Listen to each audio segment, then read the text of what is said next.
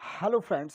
मेरा नाम डॉक्टर शक्ति सिंह। मैं आप लोगों के बीच डॉक्टर शक्ति सिंह क्लासेस के थ्रू आप लोगों के बीच उपस्थित हूँ और गोरखपुर विश्वविद्यालय के सेकंड सेमेस्टर के अंतर्गत सेकंड प्रश्न पत्र के अंतर्गत मैं आपको आज मैंने जो टॉपिक का चॉइस किया है उसका नाम है मूल्यांकन।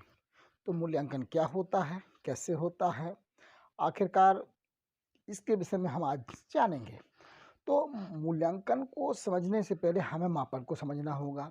मापन मैंने पहले भी अपने पिछले वीडियो में बताया है कि मापन किसी वस्तु, किसी प्राणी अथवा किसी क्रिया, विक्रिया की किसी विशेषता को हम किसी निश्चित नियम, रूल या स्वीकृत नियम के माध्यम से मापने, जाँचने का प्रयत्न करते हैं और इस मापन के माध्यम से उसके किसी गुण को जिसे हम माप रहे हैं उसको हम किसी संकेतों में या अंकों में हम व्यक्त करते हैं। इसे हम मापन कहते हैं।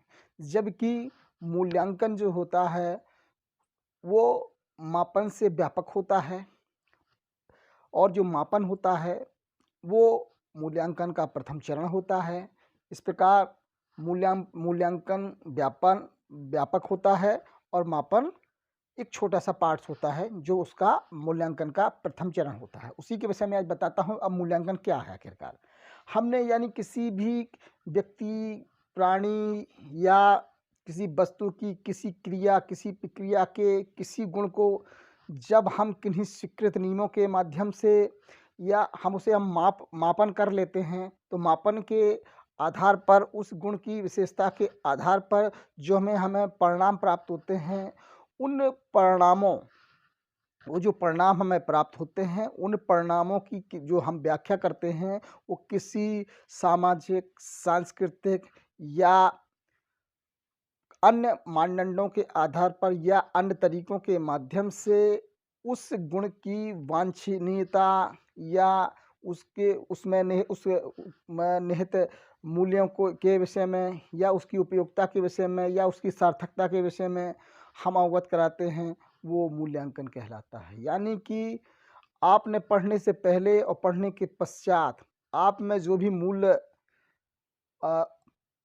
प्राप्त होते हैं या मूल्यों का आप में निर्माण होता है, वो मूल्यांकन होता है। तो उसी मूल्यांकन के विषय में मैं आगे कुछ आप लोगों को स्पष्ट करना चाहूँगा अपने वीडियो के माध्यम से। तो मूल्यांकन मापन से व्यापक प्रक्रिया है। पहले मापन संपन्न होता है, उसके बाद मूल्यांकन स्टार्ट होता है। तो अब मूल्यांकन को देखिए हम लोग। तो मूल्यांकन बराबर होता है मूल्य प्लस अंकन। यानी कि यानी इसमें मूल होते हैं और मूल्यों का अंकन। यानी कि मूल्यांकन में हम मूल्यों का अंकन करते हैं कि कितने मूल्य प्राप्त हुए, अंकन जांचना। यानी मापन द्वारा प्राप्त परिणाम को मूल्य देना। यानी मापन से हम जो परिणाम प्राप्त करते हैं किन्हीं स्वीकृत नियमों के आधार पर, किसी वस्तु की गुण विशेषता के आधार पर जो हमें अंक प्राप्त होते हैं, उन अंकों को हम मूल्य प्रदान करते हैं, उसे हम मूल्यांकन कहते हैं। तो मूल्य प्लस मूल्यांकन का अर्थ होता है मूल्य प्लस अंकन। यानी कि इसका मूल्यांकन का अर्थ हो गया मापन द्वारा प्राप्त परिणाम को मूल्य देना। मापन द्वारा प्राप्त परिणाम को मूल्यांकन मूल्य निर्धारण की प्रक्रिया है। यानी कि हम जो मापन द्वारा जो परिणाम प्राप्त होता है उसको हम मूल्य निर्धारण करते हैं। अगला है कि मूल्यांकन में किसी व्यक्ति, किसी वस्तु की गुण या विशेषताओं की स्थिति पर ध्यान दिया जाता है। ठीक है? यानी कि किसी व्यक्ति, वस्तु की किसी गुण या विशेषता के आधार पर हम उसकी स्थिति पर ध्यान देने का प्रयत्न करते हैं। अर्थात उसमें कितने मूल्य थे, कितने वैल्यू थे। जैसे कि उदाहरण के तौर पे जैसे मापन जो होता है वो संख्या बोधक होता है, जबकि जो मूल्यांकन होता है वो गुण बोधक होता है। तो मापन संख्या बोधक यानी उसे संख्या का बोध होता है, जबकि मूल्यांकन से हमें किसी गुण का बोध होता है। तो मूल्यांकन एक छात्र इतिहास में 90 अंक अर्जित करता है, ठीक है, दूसरा छात्र उसमें इतिहास में 65 अंक अर्जित करता है। ये दोनों मापन कहलाएंगे। ठीक है? अब दोनों की तुलना करके कि एक अच्छा है, एक को कमजोर है, यह बताना मूल्यांकन है। अर्थात एक ने 65 अंक अर्जित किए, एक ने 90 अंक अर्जित किए। ये क्या है? ये जो अंतर है, जो वेरिएशन है, ये हमको ये बताता है कि भाई दोनों की जब हम तुलना करते हैं तो एक अच्छा, एक हमको कमज़ोर प्रतीत होता है। ये मूल्यांकन होता है। यानी उसकी समूह में सापेक्ष स्थिति, यानी सापेक्ष स्थिति को दर्शा रहा है, यह उसके मूल्य और वैल्यू को दर्शा रहा है। तो ये आप जब तुलना करेंगे तो ये हमारा मूल्यांकन होता है। तो मूल्यांकन में उपस्थित गुण की मात्रा कितनी है, संतोषप्रद है या नहीं है, हाउ मच सेटिस्फैक्टरी, यानी कि इवैल्यूएशन अथवा मूल्यांकन में हम कितनी, हाउ मच सेटिस्फैक्टरी, यानी कि वो जो मात्रा है वो कितनी संतोषप्रद है, यानी दोनों में एक अच्छा एक बुरा, यानी एक कमज़ोर है एक तेज है। ये हमको जो तुलना प्राप्त हुई यही मूल्यों का अंकन यानी मूल्यांकन कहा जाता है। अब यहाँ पर आप देखें कि मापन जो होता है वो संख्यात्मक निर्णय की विषय में बताता है, जबकि मूल्यांकन में क्या होता है, मापन प्लस मूल्य निर्धारण, यानी कि मूल्यांकन में होता है मापन प्लस मूल्य का निर्धारण। जब मूल्य का निर्धारण कर देते हैं तो वो मूल्यांकन हो जाता है। ठीक है, जब केवल मापन होता है तो केवल उसे हम मापन कहते हैं। अब आप कहते हैं यानी मूल्यांकन एक ऐसी प्रक्रिया है जिसमें किसी मापित चर, यानी हम क्या करते हैं मूल्यांकन में सबसे पहले हम मापन करते हैं, यानी और मापन के लिए किसी वस्तु, किसी गुण या किसी वस्तु के किसी गुण का चयन करना पड़ता है कि भाई इसका हम मापन करेंगे। यानी किसी मापित चर का हम अवलोकन करते हैं मापने के पश्चात। जब अवलोकन करते हैं और अवलोकन के पश्चात उसे हम मूल्य प्रदान करते हैं, उसे हम उपयोगिता का निर्धारण करते हैं, यानी उस गुण की उपयोगिता का निर्धारण करते हैं, उसकी सापेक्षिक स्थिति को बताते हैं। ये सब मूल्यांकन कहलाता है। मूल्यांकन एक ऐसी प्रक्रिया है जिसमें किसी वस्तु, प्राणी अथवा क्रिया के किसी गुण या विशेषता का मापन किया जाता है। अर्थात किसी वस्तु, प्राणी अथवा क्रिया के किसी गुण का मापन किया जाता है और मापन द्वारा प्राप्त परिणाम की व्याख्या के लिए हम किसी सामाजिक, सांस्कृतिक, वैज्ञानिक मानदंडों के आधार पर की जाती है। यानी जो मापन द्वारा प्राप्त परिणामों की व्याख्या के लिए हम सामाजिक, सांस्कृतिक तथा वैज्ञानिक मानदंड का प्रयोग करते हैं और इस प्रकार वस्तु, प्राणी अथवा क्रिया के मापे जाने वाले गुण के आधार पर, जो हमने मापे जाने वाले गुण के आधार पर उस व्यक्ति की सापेक्षिक स्थिति को बताया जाता है। ठीक है, तो इस प्रकार मूल्यांकन में सबसे पहले हम मापन करते हैं। मापन क्या है, किन्हीं स्वीकृत नियमों के अनुसार वस्तु, प्राणी अथवा क्रिया प्रक्रिया को अंक प्रदान करने की प्रक्रिया मापन कहलाती है। जब हम मापन के माध्यम से जो अंक प्राप्त करते हैं उसकी जो व्याख्या करने के लिए हमको सामाजिक, सांस्कृतिक, वैज्ञानिक मानदंडों का तथा अन्य मानदंडों का हम प्रयोग करते हैं, उस आधार पर उसकी सापेक्ष स्थिति को बताया जाता है, उसकी उपयोगिता को बताया जाता है, उसमें निहित मूल्यों के विषय में बताया जाता है, तो उसे हम मूल्यांकन कहते हैं। यानी मूल्यांकन के आधार पर अपेक्षित व्यवहार परिवर्तन की बात कही जाती है, यानी पढ़ने के पहले और पढ़ने के पश्चात जो भी उसके व्यवहार में परिवर्तन होता है वही हम मूल्यांकन कहलाते हैं। यानी मापने से पहले और मापने के पश्चात, ठीक है, और जो हमें परिणाम प्राप्त होता है उस परिणाम की जो हम इंटरप्रिटेशन करते हैं, व्याख्या करते हैं, वो किसी सामाजिक, सांस्कृतिक या वैज्ञानिक मानदंड के आधार पर करते हैं और उस आधार पर जो हम व्याख्या करते हैं वही व्याख्या के आधार पर उस गुण की सापेक्षिक स्थिति को बताया जाता है, उसके में निहित मूल्य के विषय में बताया जाता है। ये कहलाता है मूल्यांकन।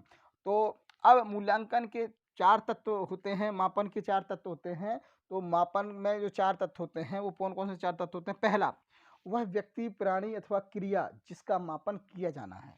दूसरा होता है वह व्यक्ति, प्राणी अथवा क्रिया का वह मापे जाने वाला गुण जिसको हमें मापन करना है। यानी सबसे पहले वो व्यक्ति होता है, प्राणी होता है, फिर उसमें दूसरे नंबर पे आता है उसके जिस गुण को हमको मापन करना होता है, जिस जिस गुण को हमें मापन करना वो गुण होता है। और जो तीसरा होता है वो उपकरण, किस उपकरण से इसे हमें मापना है और कौन सी विधि से मापना है।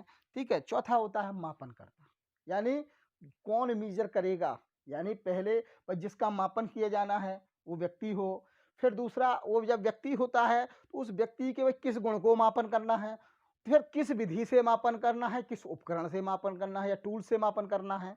ठीक है, तो वह पर्सन होना चाहिए, फिर वो जिस गुण को मापना है वो ट्रेट गुण या क्वालिटी होना चाहिए, दूसरा उपकरण टूल्स होना चाहिए, मेथड्स होना चाहिए, और जो तीसरा है मापनकर्ता। भाई कौन मापेगा? वो भी होना चाहिए, मापनकर्ता होना चाहिए। और इसके अतिरिक्त यानी ये मापन के 4 तत्व थे, फिर इसमें मूल्यांकन जब निहित हो जाता है तो 4 तो अतिरिक्त 4 तत्व तो होते ही हैं मूल्यांकन में। इसके अतिरिक्त मूल्यांकन में मानदंड तथा विधियाँ भी निर्धारित की जाती हैं। यानी भाई मानदंड, भाई जब मापन से यानी कि मतलब व्यक्ति, जो व्यक्ति होता है, फिर उसके जिस गुण को मापना वो गुण होता है, फिर उपकरण होता है, फिर विधियाँ होती हैं, फिर भाई जो मापने वाला व्यक्ति होता है वो होता है। फिर इसकी वजह जब जब परिणाम प्राप्त होता है, जो मापन की प्रक्रिया संपन्न होती है तो हमें परिणाम प्राप्त होता है। उस परिणाम की व्याख्या के लिए हमें मानदंड और विधियों, कौन सी सांख्यिक विधियां, गणितीय विधियों का हम प्रयोग करेंगे, तो मानदंड कौन कौन से रहेंगे? सामाजिक, सांस्कृतिक या वैज्ञानिक कौन मानदंड रहेंगे? और कौन कौन सी विधियां रहेंगी? सांख्यिकी विधियां रहेंगी कि गणितीय विधियां रहेंगी? कौन सी विधियां रहेंगी? यानी इस प्रकार देखेंगे तो ये मापन के अंतर्गत 4 तत्व ये, और ये 2-3 तत्व ये भी आ जाते हैं। ठीक है, तो इस प्रकार ये मापन और मूल्यांकन की प्रक्रिया संपन्न होती है। मापन मूल्यांकन का प्रथम चरण होता है, जबकि मूल्यांकन एक व्यापक चरण होता है। यानी मूल्यांकन में हम उसकी व्यक्ति की गुण या गुण के विषय में गुण में निहित मूल्यों के विषय में, और उसकी सापेक्ष स्थिति, उसकी उपयोगिता, उसकी डिज़ायरेबिलिटी या उसकी वांछनीयता, इस तरह की हम बात करते हैं। वह जीवन में हमारे कैसे उपयोगी है ना? इसके विषय में हम चर्चा करते हैं। अब हम चर्चा करेंगे कि आखिरकार मूल्यांकन की कौन-कौन सी परिभाषाएँ हैं। उन परिभाषाओं की चर्चा करेंगे। वो परिभाषा भी एग्ज़ाम की दृष्टि से महत्वपूर्ण हैं। तो अब हम उसकी परिभाषाओं की चर्चा करते हैं। मूल्यांकन को स्पष्ट करते हुए एच एच रेमस तथा एम.एल. गेज ने बताया था कि मूल्यांकन के अंतर्गत व्यक्ति या समाज दोनों की दृष्टि से जो उत्तम एवं वांछनीय है उसका ही प्रयोग किया जाता है। यानी कि मूल्यांकन के अंतर्गत व्यक्ति और समाज दोनों की दृष्टि से जो भी उत्तम होता है, जो भी वांछनीय होता है, उसका ही प्रयोग किया जाता है। यानी कि मूल्यांकन में किसी व्यक्ति, प्राणी या किसी वस्तु की विशेषता की गुणवत्ता या उसकी डिज़ायरेबिलिटी या वांछनीयता या मूल्य क्यों या उसकी उपयोगिता के विषय में चर्चा की जाती है। इसके अलावा यदि हम देखें तो बैडफील्ड तथा मोरडॉक ने कहा था कि मूल्यांकन में किसी घटना या तथ्य का मूल्य ज्ञात किया जाता है। यानी कि वैल्यू ज्ञात की जाती है, मूल्य ज्ञात किया जाता है, जिससे उस घटना का महत्व किसी सामाजिक, सांस्कृतिक अथवा वैज्ञानिक मानदंड के संदर्भ में ज्ञात किया जा सके। अर्थात किसी व्यक्ति, वस्तु, घटना, प्रक्रिया के मापन के माध्यम से जो हमें परिणाम प्राप्त होते हैं, उन परिणाम की व्याख्या किसी सामाजिक, सांस्कृतिक अथवा वैज्ञानिक मानदंड के आधार पर हम निर्धारित कर उस व्यक्ति या वस्तु या घटना के किसी गुण की उपयोगिता या उसके मूल्य या उसकी सार्थकता के विषय में हम बताते हैं। टार गैरसन तथा एडम्स ने मूल्यांकन के अर्थ को स्पष्ट करते हुए बताया था, किसी वस्तु या प्रक्रिया का मूल्य निश्चित करना मूल्यांकन है। इस प्रकार शैक्षिक मूल्यांकन का तात्पर्य है शिक्षण प्रक्रिया या सीखने की क्रियाओं से उत्तम अनुभवों की उपयोगिता के विषय में निर्णय लेना। यानी इन्होंने बताया कि भाई किसी वस्तु, किसी घटना, किसी क्रिया, किसी प्रक्रिया के मूल्य का निर्धारण करना, यानी मूल्य को निश्चित करना मूल्यांकन कहलाता है। अगर उन्होंने बताया किसी यानी कि शिक्षा की दृष्टि से शैक्षिक मूल्यांकन से तात्पर्य होता है कि शिक्षण की प्रक्रिया या सीखने की क्रियाओं से उत्पन्न अनुभवों की उपयुक्तता के विषय में निर्णय लेना।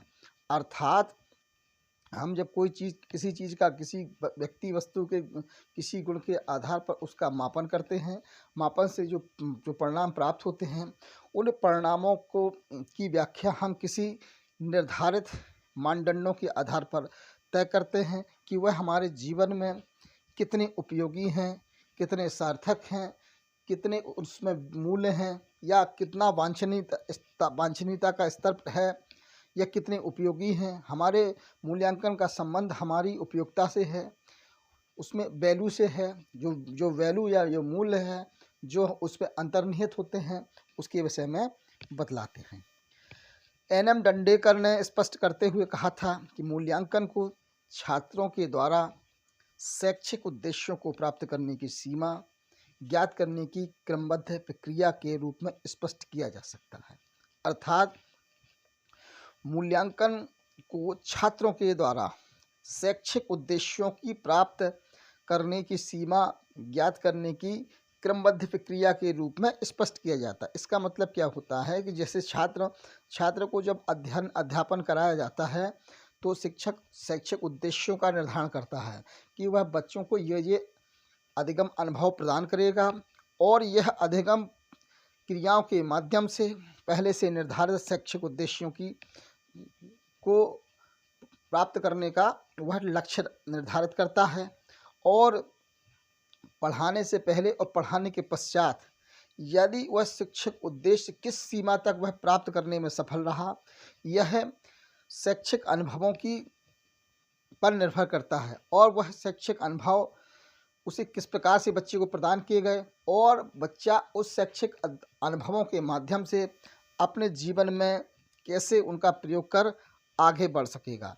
इस प्रकार मूल्यांकन को छात्रों द्वारा शैक्षिक उद्देश्य, यानी कि आखिरकार शैक्षिक उद्देश्यों में मूल निहित होते हैं, वह मूल की सीमा तक प्राप्त हुए, यह एक शिक्षक मूल्यांकन के माध्यम से यह ज्ञात कर पाता है कि आखिरकार उसने जो शैक्षिक उद्देश्यों या जो मूल्य शैक्षिक उद्देश्य के माध्यम से जो मूल्य उसने निर्धारित किए थे, वह मूल उसे किस सीमा तक प्राप्त हुए हैं। तो मूल्यांकन में मूल्यों का अंकन यानी मूल्य निहित यानी कि वांछनीयता के स्तर को ज्ञात किया जाता है।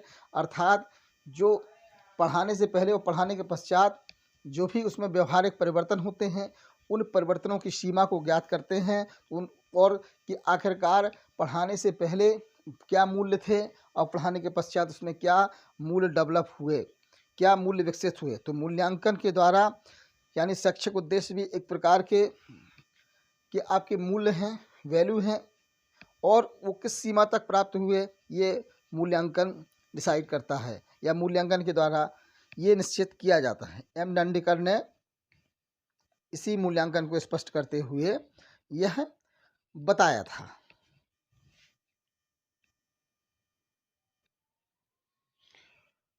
क्यूलेन और हन्ना ने लिखा था कि विद्यालय द्वारा बालक के व्यवहार के विषय में साक्ष्यों के संकलन तथा उनकी व्याख्या करने की प्रक्रिया ही मूल्यांकन है। अर्थात विद्यालय द्वारा बालक के व्यवहार के परिवर्तन के विषय में, यानी बच्चा जब विद्यालय में आता है तो उसमें क्या मूल्य थे, और जब विद्यालय में वो पढ़ता है, पढ़ने के पश्चात आखिरकार उसमें क्या मूल्य विकसित हुए, उसने विभिन्न विषयों को पढ़ने के पश्चात आखिरकार कौन कौन से मूल्य प्राप्त किए। तो यानी कि व्यवहार परिवर्तन के लिए विभिन्न विषयों के जो मापन हैं, मापन अंक हैं, उनको संकलित किया जाता है, और उन संकलित अंकों की हम व्याख्या करते हैं, उन यानी मापन द्वारा प्राप्त परिणामों की हम जब व्याख्या करते हैं, किन्हीं निर्धारित मानदंडों के आधार पर व्याख्या करते हैं, तो उसे हम मूल्यांकन कहते हैं। यानी बालक में अपेक्षित व्यवहार परिवर्तन के अंतर्गत ही हम मूल्यांकन कह सकते हैं। यानी अपेक्षित व्यवहार परिवर्तन से मतलब ये होता है कि आखिरकार बच्चा पढ़ने से पहले और पढ़ने के पश्चात उसमें जो भी परिवर्तन होते हैं वो अपेक्षित व्यवहार परिवर्तन कहे जाते हैं। और शैक्षिक मूल्यांकन में शैक्षिक मापन होता है, और मापन के पश्चात जो भी हमें परिणाम प्राप्त होते हैं, उन परिणामों की व्याख्या हम किन्हीं निर्धारित सामाजिक, सांस्कृतिक तथा वैज्ञानिक मानदंडों के आधार पर करते हैं, और उसकी सार्थकता, उपयोगिता, उसकी डिजिटेबिलिटी या वांछनीयता को हम बताते हैं। यही मूल्यांकन कहलाता है। यानी कि पढ़ने से पहले और पढ़ने के पश्चात जो भी अपेक्षित व्यवहार परिवर्तन बालक में होते हैं, नए मूल्य डेवलप होते हैं, जो मूल्य विकसित होते हैं, वो मूल्य किस सीमा तक विकसित हुए, ये सारा काम मूल्यांकन के अंतर्गत आता है। मूल्यांकन यानी कि शैक्षिक मूल्यांकन केवल शिक्षार्थी का नहीं होता है या बालक का ही नहीं होता है, वरन मूल्यांकन के अंतर्गत टीचर द्वारा चयनित शिक्षण विधि का भी मूल्यांकन होता है, शिक्षक द्वारा चयनित पाठ्य पुस्तक का भी मूल्यांकन होता है तथा शैक्षिक साधनों की भी उपयोगिता यानी शैक्षिक साधनों की उपयोगिता की भी जांच की जाती है कि जो शिक्षक ने शिक्षार्थी के लर्निंग अधिगम अनुभवों के लिए किस शिक्षण विधि का प्रयोग किया है, किस शिक्षण पद्धति का प्रयोग किया है, किस पाठ्य पुस्तक का चयन किया है और कौन कौन से शैक्षिक साधनों का उपयोग किया है, इनकी जांच भी की जाती है। अर्थात कहा जा सकता है कि मूल्यांकन केवल शिक्षार्थी तक सीमित नहीं है, अपितु मूल्यांकन शिक्षार्थी, शिक्षण पद्धति, पाठ्य पुस्तक, शैक्षिक साधनों अर्थात समस्त शैक्षिक प्रक्रिया पर केंद्रित हो जाता है। तो फ्रेंड्स, अभी मैंने जैसे आपको बताया कि मूल्यांकन हो गया और मूल्यांकन की परिभाषा भी मैंने आपको बता दी। अब हम लोग चर्चा जो कर रहे थे कि मूल्यांकन क्या, तो मूल्य प्लस अंकन, ये मूल्यांकन कहलाता है। इसमें मापन द्वारा प्राप्त परिणामों को हम मूल्य प्रदान करते हैं। तो और मूल्यांकन एक व्यापक कॉन्सेप्ट है जो कि आज शिक्षा के क्षेत्र में किया जाता है और मूल्यांकन में केवल शिक्षार्थी का ही मूल्यांकन नहीं होता है, अपितु शिक्षक द्वारा चयनित पाठ्य वस्तु और शिक्षण विधि के अलावा पाठ्य पुस्तक तथा अन्य समस्त शिक्षा के अंतर्गत अन्य शैक्षिक साधनों, शैक्षिक सहायक सामग्रियों तथा जो भी शिक्षण प्रक्रिया को प्रभावित करते हैं, उन सभी तथ्यों का भी मूल्यांकन करता है। मूल्यांकन शिक्षक अपना भी करता है, छात्र का भी करता है और समाज, शिक्षक छात्र दोनों का मूल्यांकन करता रहता है। इस प्रकार मूल्यांकन सभी की दृष्टि से, शिक्षक, शिक्षार्थी, समाज सभी की दृष्टि से महत्वपूर्ण होता है। और यानी जब शिक्षक शिक्षार्थी का मूल्यांकन करता है तो उसे ये ज्ञात हो जाता है कि आखिरकार उसने अपनी क्या कमियां उसने छोड़ी, कौन कौन सी उसमें कमी रही, कौन कौन सी अच्छाइयाँ रहीं, और वह जान जाता है और मूल्यांकन के माध्यम से वह अपनी शिक्षण विधि में, पाठ्य पुस्तक विधि में और समस्त शैक्षिक प्रक्रिया के में परिवर्तन करते हुए शिक्षण प्रक्रिया को निरंतर सुधार करने का प्रयत्न करता रहता है। और यदि आपको मूल्यांकन से संबंधित कोई समस्या हो तो आप मुझे कमेंट बॉक्स में ज़रूर लिखें, मुझे बताएं। मेरी चैनल को डॉक्टर शक्ति सिंह क्लासेस को लाइक करें, सब्सक्राइब करें, अपने दोस्तों और मित्रों तक पहुंचाएं। गोरखपुर विश्वविद्यालय के BEd first second third semester fourth semester जितने भी विद्यार्थी हैं, आप सब तक मेरी बात को पहुंचाएं ताकि उनको मैं समय समय पर वीडियो उपलब्ध कराता रहूं। और टेट सीटेट के लिए भी मैं प्रयास में हूं कि आप लोगों को वीडियो प्रदान किए जाएं और आप लोगों को बहुत सरलता के साथ, अच्छे शब्दों के साथ मैं बताऊं, समझाऊं। और यदि किसी व्यक्ति को कोई सजेशन हो तो मुझे ज़रूर दें, मैं आपके सजेशन को सहज स्वीकार करूंगा। इसी के साथ ये मूल्यांकन के टॉपिक को मैं समाप्त करता हूं। फिर अगले चरण में मूल्यांकन संबंधित जो बातें रह गई हैं मैं उनको बताता हूं। आप लोगों ने मुझे सुना, उसके लिए आपका बहुत बहुत धन्यवाद।